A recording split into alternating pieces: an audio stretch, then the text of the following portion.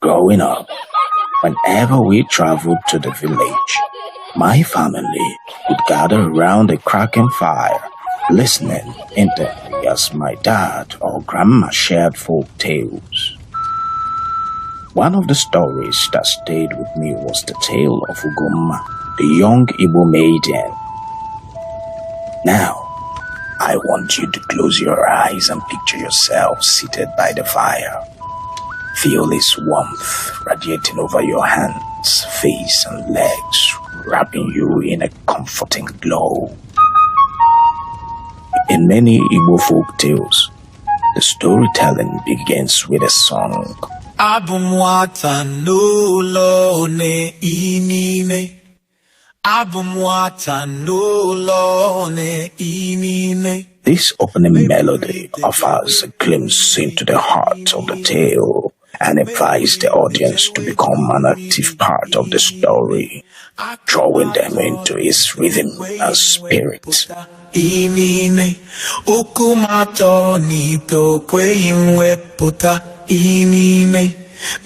Once upon a time, in a small Igbo village, surrounded by lush forests and flowing rivers, lived Ugonma, a girl blessed with beauty and heart full of grace.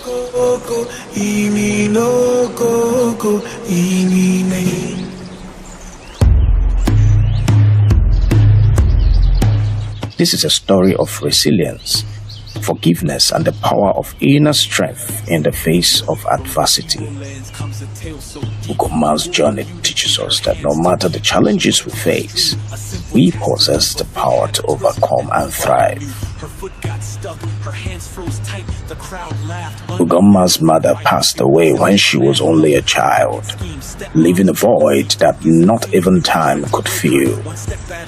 In Igbo culture, it was believed that the living could communicate with the spirits of their loved ones. They laughed at her pain, they mocked her fall, but she knew that truth was stronger than it all. And Ugonma often whispers her fears and hopes to her late mother during lonely days and nights.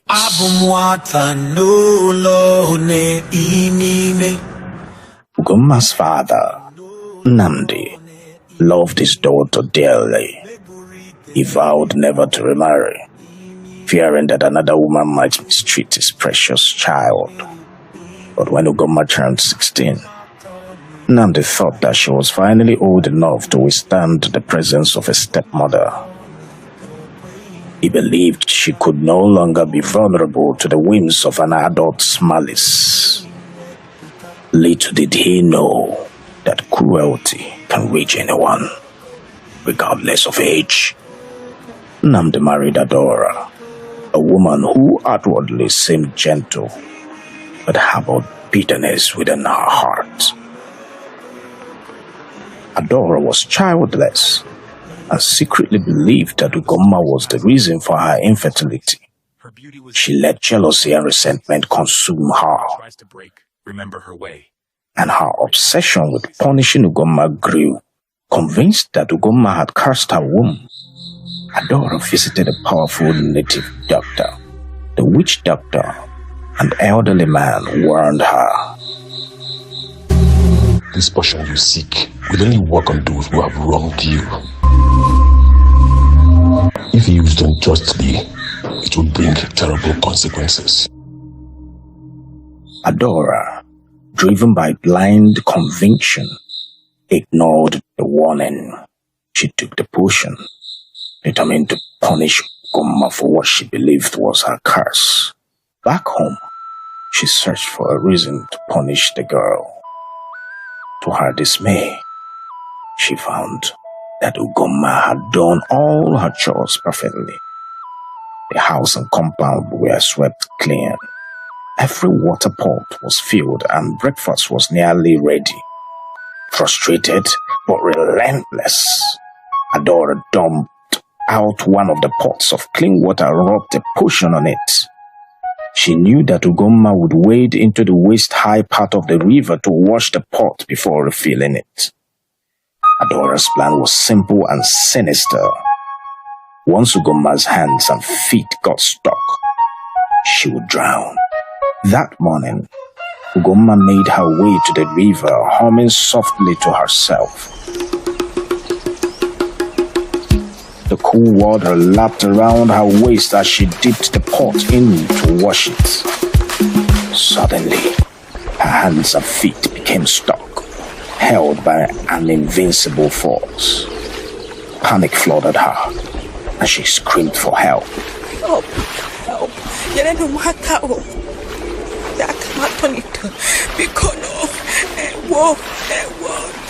But the villagers who gathered were too frightened to intervene. They knew the power of curses and feared being trapped themselves. Some laughed, dismissing it as the misfortune of a girl cursed by the spirits, while others looked on in pity and fear. In her terror, Ugomma called out to her late mother. To her astonishment, her mother's spirit appeared, a vision of warmth and light. My child, as an innocent soul, you have the power within you to set yourself free, but you must let go of your fear and anger. Ugomma trembled. How can I? She cried. How can I find strength in this darkness? Her mother's spirit guided her, soothing her heart. Slowly, Ugomma took a deep breath, releasing the fear that gripped her and the anger she felt toward her stepmother.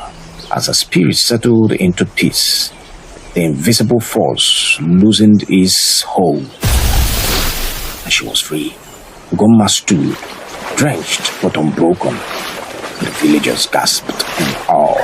Her survival was nothing short of miraculous, and whispers of her triumph swept through the village like wildfire. Ugomma with grace and dignity lifted the pot and carried it home. Her beauty seemed even more radiant, her spirit even more unyielding. The group gathered, singing her praises.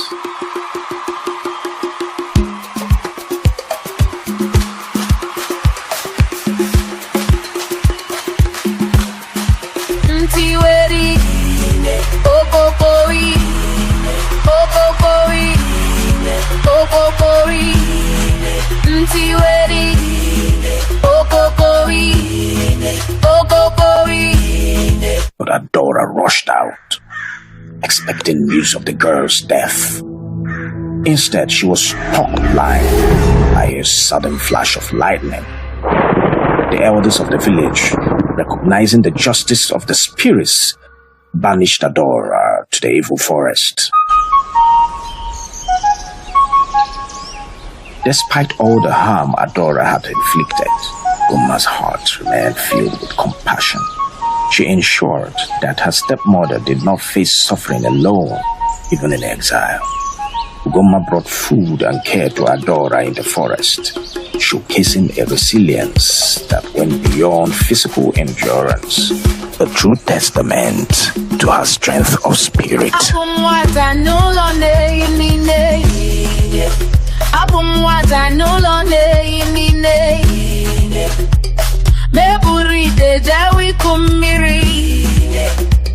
me burite jawi kumiri akamato nito kwe yunwe puta upumato nito kwe yunwe puta ntiweri okokoi